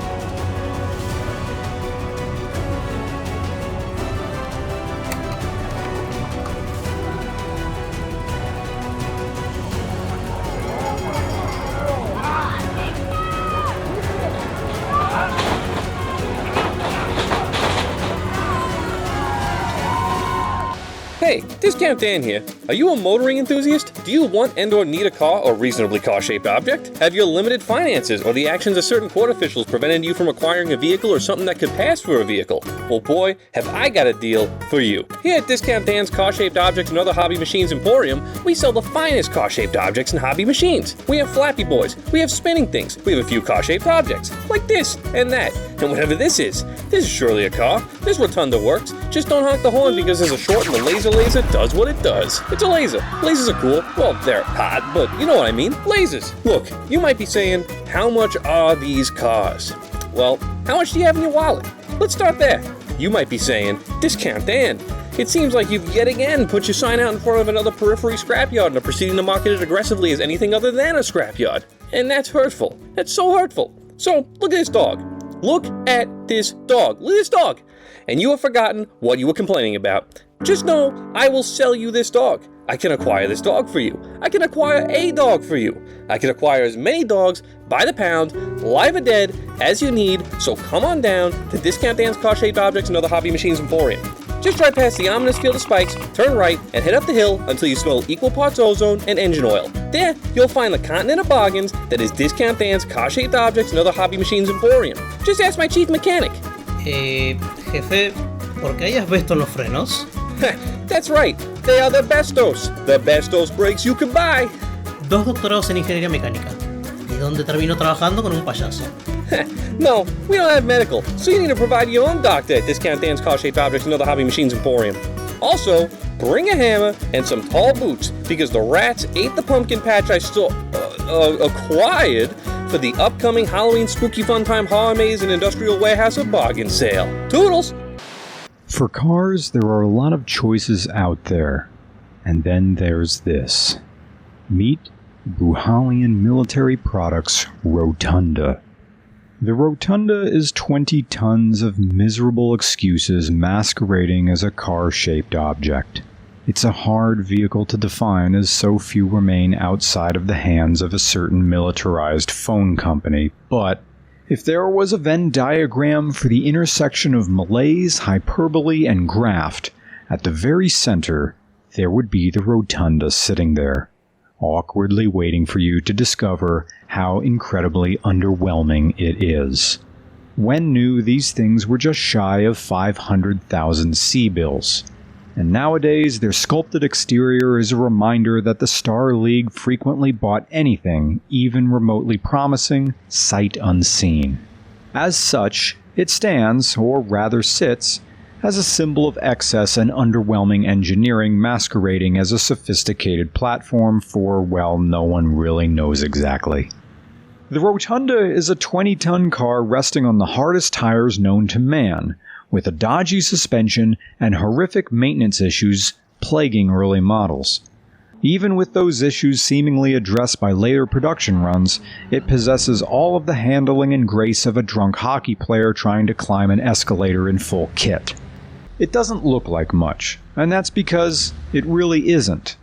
While it does have 4 doors for more horrors, it was only ever designed for a single occupant. In what passed for meager luxury, the Rotunda is equipped with a tiny fusion engine, and as such has a theoretically unlimited range. That is, if other issues don't make you abandon it after it breaks down. It boasts cooking and sleeping spaces for extended patrols, though I cannot fathom who would drive a sedan into a war zone and expect no one to start shooting at it. And if they do, well then you're gonna be in trouble. The 20-ton Recon 4-door has only a single ton of paper-thin armor, and its speed of 146 kilometers an hour seems good for Recon, but again, it's a car. It lacks enough ground clearance to comfortably tackle parking lot speed bumps, let alone support the idea of all-terrain reconnaissance. Good luck trying to creep into position for adequate observation or scouting with one of the biggest cars ever made. For offense, or rather pretending to participate in battle, it has a laser. A large laser at that, but without turrets or sophisticated tracking systems. That means that the driver must orient the car toward the target in order to engage, which more or less dispels any idea that it's an unobtrusive ground vehicle. It also has SRM launchers just beneath the headlights, which I can get behind, but only for blasting roadhogs. As the Dairon plant was razed in 2776 during the Secession Wars, thankfully very few rotundas remain. Fewer by the year, as their less than stellar reputation made them undesirable to collect even as oddities, and so their poor engineering resulted in near extinction. Which rotunda is best rotunda? None of them. None of them is best. Best does not exist in this vehicle. There is only compromise and disappointment. As on a long enough timeline, everything gets an LS swap, and alternative weapons loadouts or different exterior body kits do exist to make people think the Rotunda isn't a Rotunda, but it will always just be that, the Rotunda. Largely extinct, the Rotunda is lasting proof that the Star League had more problems than most let on. It is incapable of its designated tasks, and further, it even fails as a civilian vehicle. To what the Baron was for warships, the Rotunda is for light vehicles. A watchword. And a reminder that just because old empires were powerful doesn't mean they were always smart.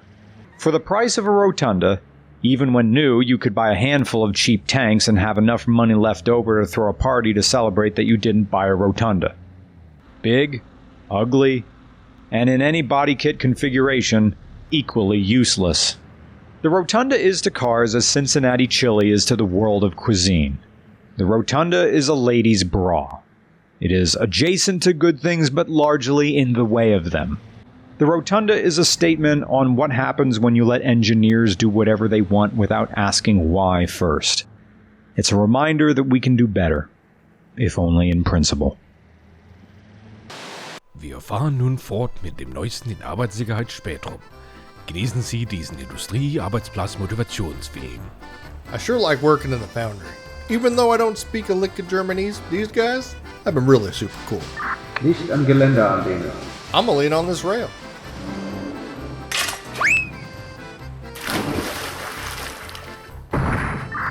Arbeitsunfälle kommen häufiger vor, als man glaubt und können häufig auf mangelnden Schlaf, unzureichende Vorbereitung oder das Fehlen eines nahrhaften Frühstücks zurückzuführen sein. Bitte stellen Sie sicher, dass Sie sich vorbereiten, bevor Sie zur Arbeit kommen, da Unfälle, wie in der Gießerei im Feuertod umkommen, dazu führen, dass wir die Fertigungsreihe wegwerfen müssen und das ist sehr teuer. Danke. Denken Sie daran, Waffen stellen sich nicht von selbst her und Gewalt ist die halbe Schlacht. Das kannst du nicht sagen. Was meinst du? Das ist aus einem Fernsehshow. Ich weiß, ich hab's gesagt. Ich bin im Fernsehen. Wissen ist die halbe Schlacht, das ist aus der Show. Wer würde sowas sagen? Wer sagt sowas? Wer denkt denn, dass Gewalt nicht ein Großteil einer Schlacht ist? Die schicken uns keine Bücher an die Front. Die Munitionsanzeige hat mit Büchern nichts zu tun. Wir benutzen ja keine Vernunft, um Leute in Krater zu verwandeln. Wir benutzen Waffen. Stimmt. Ich meine, mit oder Wissen. Diskussionen sind Diskussionen. Genau. Dann lass uns den Laden auseinandernehmen.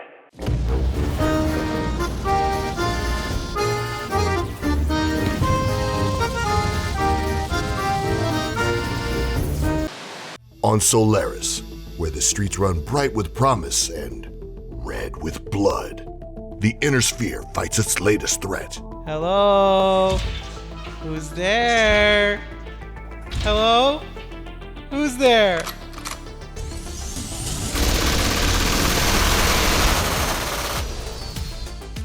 Duncan Fisher is Duncan Fisher in Solaris Piranha. I've seen these marks before.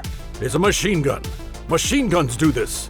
They leave lots of little holes. Look. Totally a machine gun. Starring Ilana Magnuson as the chief of police. I am indeed the law enforcement representative of this planet. Duncan Fisher, you are a loose cannon, incapable of basic paperwork. I shall require your identification and sidearm should you not correct your whimsical ways. Solaris Piranha, with all the mech expert action you expect out of Duncan Fisher. It's a clanner. They're engineered to not have feelings. That is a misconception. I enjoy a great many poetic works, which I find very moving. Yeah, but you got corrupted by our awesome culture. I am in philosophy a warden, which means you are speaking from ignorance or reinforcing misconceptions. Shall I fight you now? Can Duncan Fisher and a clanner save Solaris from a piranha? I am in this film because I was promised a chance to punch Duncan Fisher in the face as hard as I could. Suffering every dishonor, I have prepared for this event for the last 18 months of my life. It has steeled my purpose. I shall land a blow upon his face which may remove parts of his memory forever, Kerensky willing. This I pledge. What? Do you refuse my baton? It's afraid. You profess they have no feelings. I mean it's out of ammo. Look, I'm on TV. I only have to be right some of the time. Have you seen my ratings? I could punch babies. I'm Duncan Fisher. This is unfortunately true based upon the evidence I have seen. Your culture has negatively reinforced the temporary popularity of the individual above all other meanings. Shot on location on Solaris 7, with all stunts done in the periphery for insurance purposes. Solaris Piranha. This time, it's personal. Was that good? I mean, that sounds overused. Let me try again. This time, murder is tiny. It is tiny. It's a little mech. No? Okay. This time, murder is one mech. Oh, that's good. One mech, one murder. Ha ha. Hey, script people. How did a single clanner mech get to Solaris and start killing people anyhow? Doesn't make sense. What do you mean, shut up? Your writers suck. If I wrote this movie, I'd just do badass karate the whole time. Do I know karate? Look, my hero is Rudy Ray Moore, and I'm just gonna say this. Duncan Fisher is my name, and fucking up motherfuckers is my game. Yeah, take that!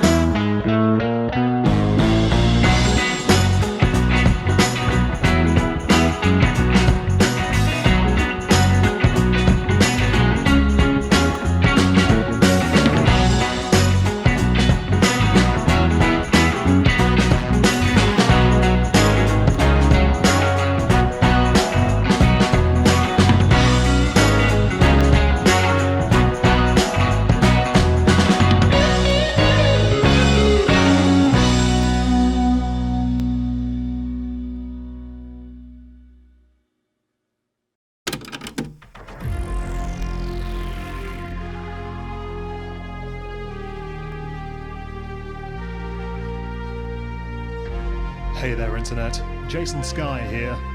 Tex hired me to weaponize the soundtrack for the credits. So here we go.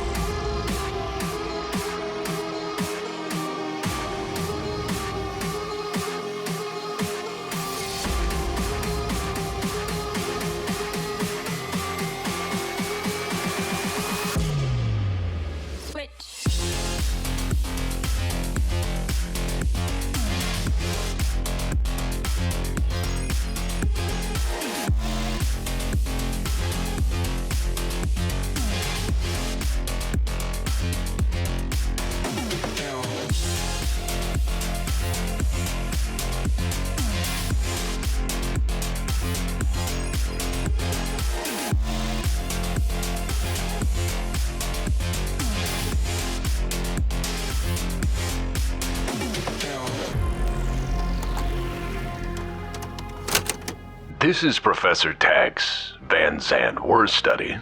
I'm not at the phone right now because I'm probably off-planet doing my job.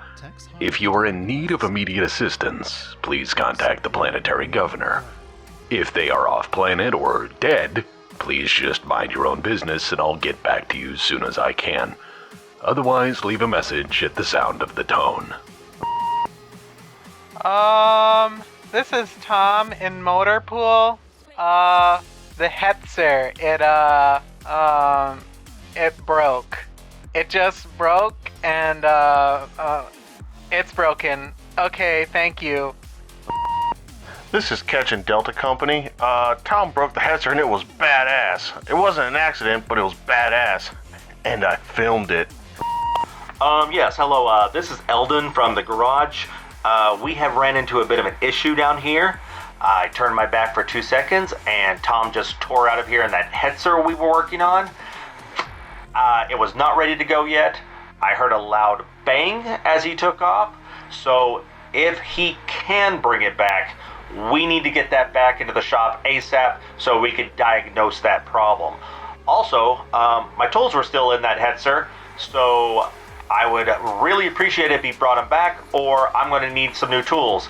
Anyway, hope we can resolve this real soon. Thank you. Goodbye. Wow, that Hetzer explode looks so เก่ง one. Almost make the loop some more, but explode halfway through one lah. Yeah, that one gon' get already. Don't worry, we got some more one. But next time, we make the loop stronger, huh? Did I just get voicemail? Oh hey, it's Diggs. Dropship is broken again. I'll get to it when I can, but it's broken. The OM2 reader says broken, like literally, the word broken. That's an error code, I assume. Typically it just says please update the software, but hey, that's how they get you. Hey, did you know this thing was once a tug? Also, the code says the dropship is stolen, but I mean, who cares about that? Obviously, if they wanted to keep it, they'd still be alive. Speaking of alive, I found the manual, and I read through it, and it turns out that we probably shouldn't have mounted those big gun turrets on it, because it compromises something safety, something with the power plant. Oh, anyways, dropship's broken. Call me back.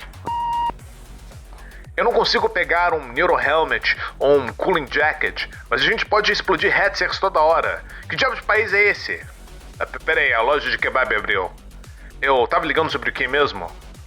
Oh yes, I want a raise. Hello, Rastavan Agricultural. It is me, Presidente Vitalicio Solano Lopez the 24th. What do you mean putting rocket pods on a cattle master is a stupid idea? You know what's a stupid idea? Crossing me, Solano Lopez, the greatest dictator in all of Van Sant. Holy shit, is that a Hetzer doing loops? Yes, marvelous. Hey man, this is Peoples over in Company B. Yeah, that Hetzer's flat. It's done, flatter than a pancake now. Yeah, but Tom got out okay, you know, he was on fire some, not all the way, you know, just only some. Nothing big, you know, but yeah, we put him out mostly. So yeah, he's good, he's cool. Hey, good news, I got some brisket. Yeah, looking forward to cooking that up. While I got you, I figured I'd let you know. I may have tried to bayonet the mailman. All right, I'll talk to you later. Hey, I'm over here in the recon company, and bro, let me tell you, the coolest thing I saw, like, there was this Hetzer going, and it was just like going along, hauling ass and firing shit, and then there was a plywood loop, and boom, it exploded, dude. It was done so, bro, it is done. Thank God they sell them by the dozen, right? Anyway, so I saw the Hetzer and went, let's build a bigger ramp out of concrete, right? The issue was the plywood, not the Hetzer. Anyway, let's see if this rotunda can fly, baby. So me at lads, right, who are fucking training as new engineers, fucking simple enough, right? And this fucking big cheesy honker of a fucking lad comes up to us, and he says we need to build this fuck off ramp with a massive loop, yeah? But only problem is, we gotta do it today, or we get no fucking pub time, right? So all I said to him was, fucking done, boy. Simple as. Fucking government work. Easy as piss, I tell thee. Hey, this is Robert with City Planning.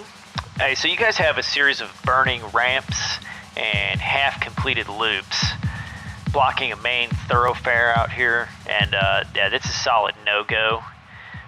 Please stop immediately. And there goes another one of your guys. Oh, hey, he might make it. No. Never mind. So that's also on fire now. Okay, look, please just clean your shit up. And can you also please tell your men to stop trying to bayonet or otherwise stop bothering the mail service? Like, they're just out here trying to do their job, man, okay? But yeah, if you guys could get on that, that would be great. Thank you. This is Marshal Sims. The ramp shenanigans of the Van Zant Free State Militia are now the talk of the town and probably half the system. While doing badass things with government property isn't illegal per se, littering most certainly is. Please call me back to arrange for the collection of 7 ruined vehicles and 15 or so tires. Some of the tires are on fire. You will need a permit for that. Also, who owns a rotunda? I thought we destroyed the last of those after we cleared out that narco fiefdom.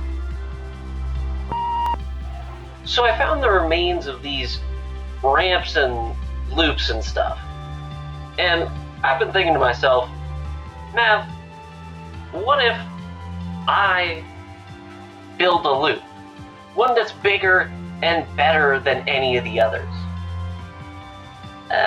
Okay, maybe not better, just bigger, but you know.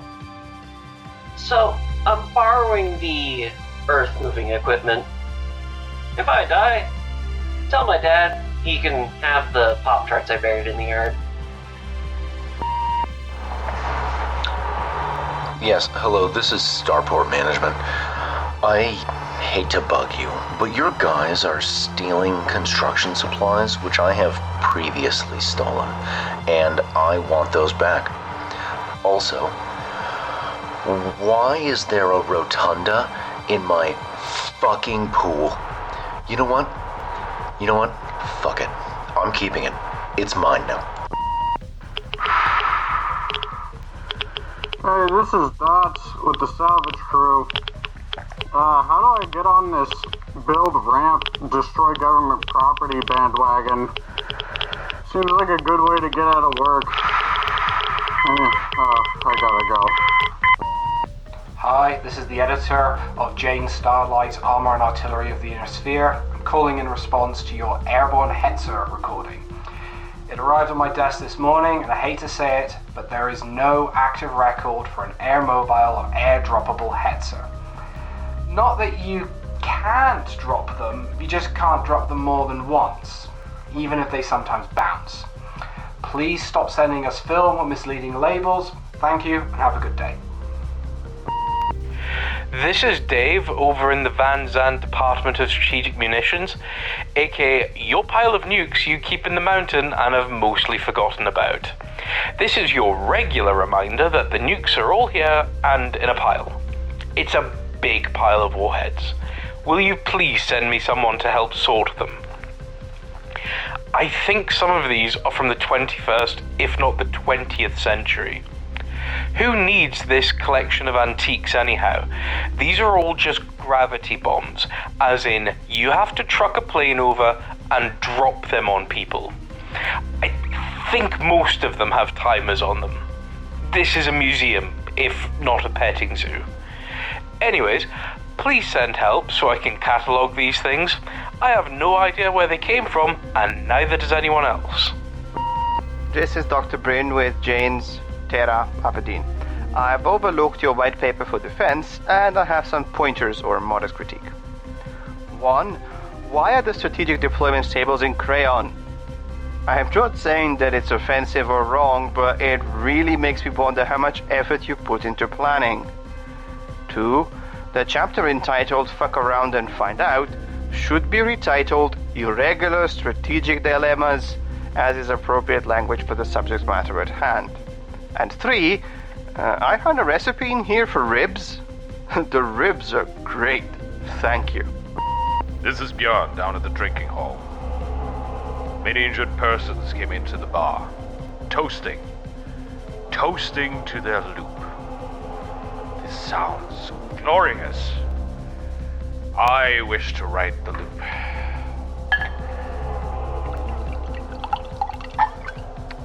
To Bar Hala. Wait. Shit. I should have named the bar that. God damn it. Hey, this is Tuck, in PR.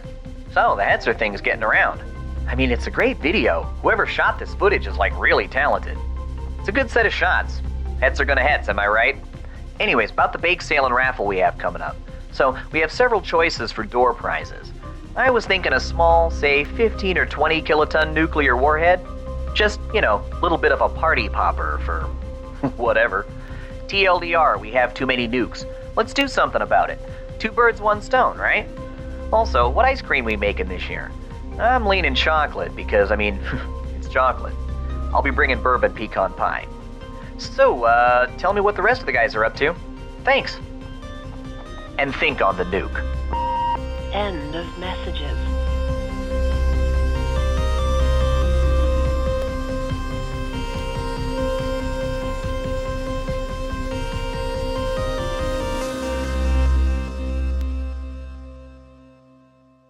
Dun-dun-dun-dun-dun. All right, movie's over. See you guys next time, and take it easy.